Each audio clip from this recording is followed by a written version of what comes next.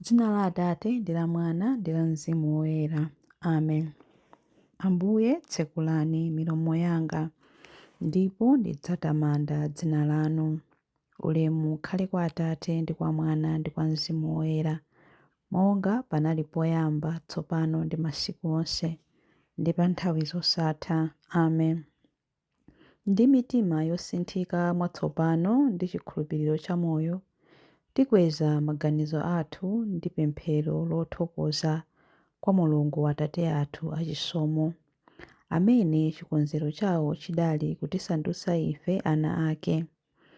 Kudzera mu imfa yotiwombola ya mwana wake, tinapulumutsidwa ku mdima. Ambuye Mulungu Mpulumutsi, tipatseni mphamvu kuti tikonze mitima yathu m'chifaniziro chanu choona, ana a Atate athu. Chaulere cha Mulungu mwa Yesu Khristu ndi chopambana, kotero timatchulidwa kuti ana akuwala, kuti tinyamule lonjezo la ulemerero. Kudzera kwa Iye amene zonse zimapezeka, tikupereka kwa Mulungu mphatso yathu ya ife tomwe mogwirizana ndi Mzimu Woyera. Ambuye Mulungu Mpulumutsi, tipatseni mphamvu kuti tikonze mitima yathu m'chifaniziro chanu choona, ana a Atate athu. Ulemu ukhale kwa Atate ndi kwa Mwana ndi kwa Mzimu Woyera, monga panali poyamba, tsopano ndi masiku onse, ndi pa nthawi zosatha. Amen. Chilimbi 1.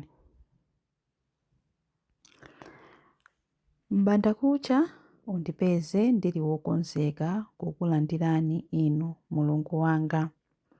Ndikulira kwa Inu ndi mtima wanga wonse, mundiyankhe Inu chauta.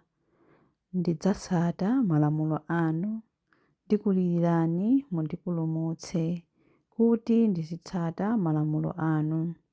Ndimadzuka tambala sanalire kuti ndipemphe chithandizo, ndimakhulupirira mawu anu, ndimakhala maso usiku wonse ndikusinkhasinkha za malonjezo anu. Imvani liwu langa chifukwa cha chikondi chanu chosasinthika. Inu chauta, sungani moyo wanga chifukwa cha chilungamo chanu. Anthu ankhanza ondizunza akundiyandikira, iwo ali kutali ndi malamulo anu. Koma Inu chauta muli pafupi, ndipo malamulo anu onse ndi woona. Powerenga malamulo anu ndidadziwa kale lomwe kuti Inu mudawakhazikitsa mpaka muyaya. Ulemu ukhale kwa Atate ndi kwa Mwana ndi kwa Mzimu Woyera, monga panali poyamba, tsopano ndi masiku onse, ndi pa nthawi zosatha. Amen. Bandakucha undipeze ndili wokonzeka kukulandirani Inu Mulungu wanga. Chilimbi 2. Ambuye ndiye mphamvu yanga, ndidzawayamika nthawi zonse popeza asanduka mpulumutsi wanga. Ndidzayimbira chauta chifukwa choti wapambana, waponya m'nyanja akavalo pamodzi ndi okwerapo omwe. Chauta ndiye mphamvu zanga, ndiye amene ndimamuyimbira, ndiye chipulumutso changa. Iye ndiye Mulungu wanga ndipo ndidzamutamanda, ndiye Mulungu wa Atate anga ndipo ndidzamuyamika kwakukulu. Chauta ndi wankhondo, chauta ndilo dzina lake. Chauta adaponya m'nyanja magaleta a Farao pamodzi ndi gulu lake la nkhondo. Mutawuzira mpweya wanu, madzi adawunjikana malo amodzi. Madzi oyenda adangoyima kuti chilili ngati khoma. Nyanja yozamayo idalimba mpaka pansi pake. Mdani uja adati, ndidzawalondola nkuwagwira.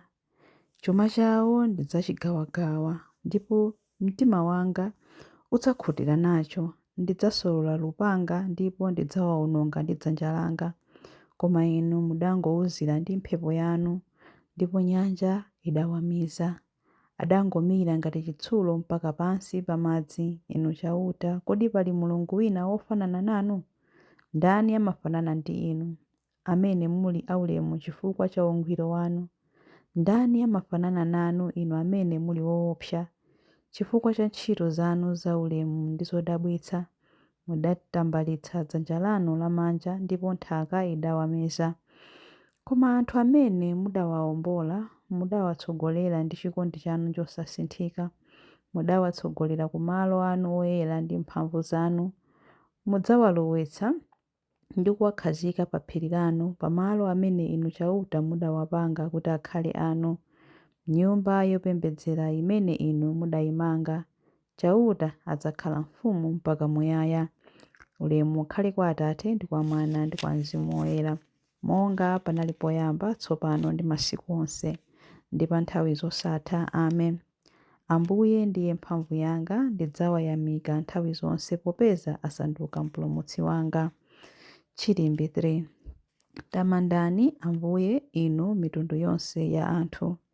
Tamandani chauta inu mitundu yonse ya anthu. Mulemekezeni kwambiri inu anthu a m'mayiko onse, pakuti chikondi chake kwa ife n'chachikulu, kukhulupirika kwake kwa chauta n'kwamuyaya.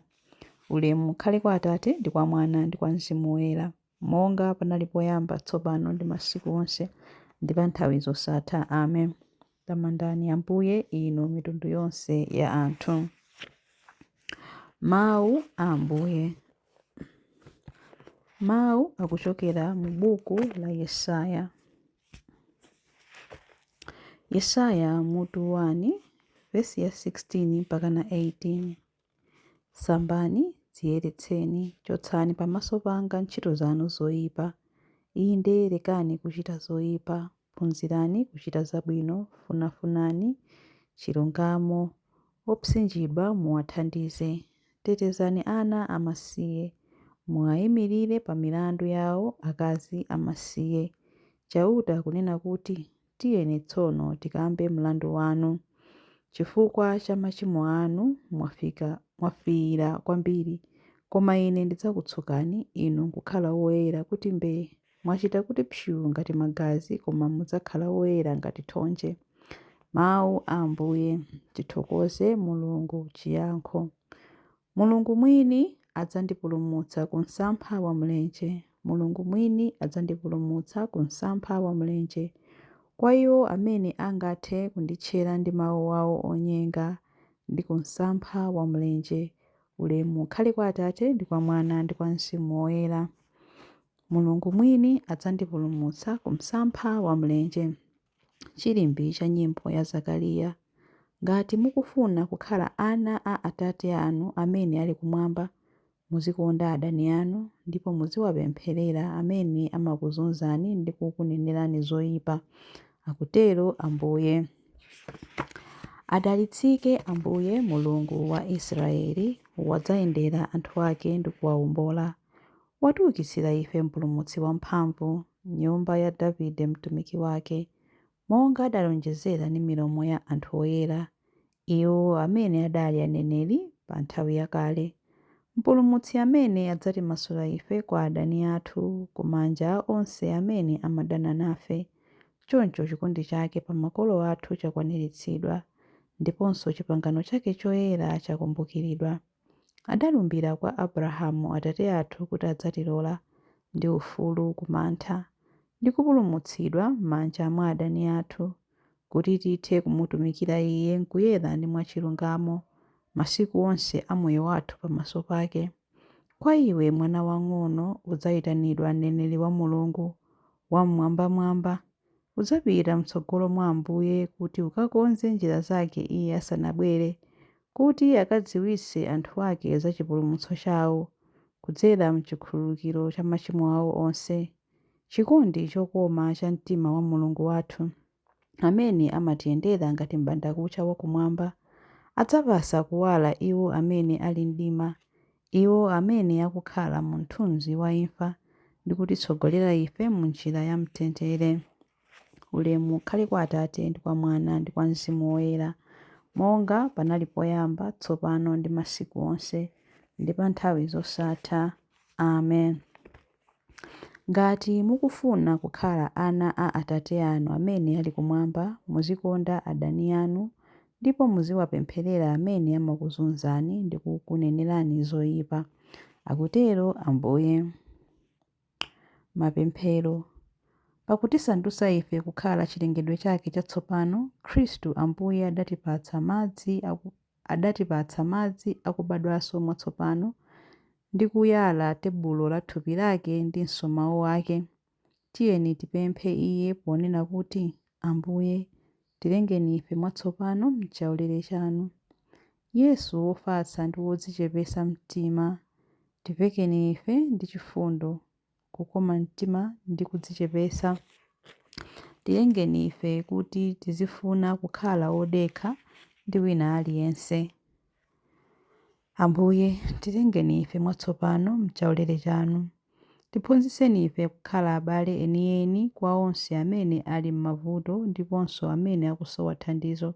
Pakutero titengere inu Msamariya wachifundo. Ambuye, tilengeni ife mwatsopano m'chaulere chanu. Virigo Mariya wodala, amayi anu athe kupempherera onse amene adadzipereka ku moyo wa uvirigo, kuti potero athe kuzamitsa kudzipereka kwawo kwa inu ndi kumpingo. Ambuye, tilengeni ife mwatsopano m'chaulere chanu. Tipatseni mphatso za chifundo chanu, mutikhululukire machimo athu ndipo mutichotsere zilango zake.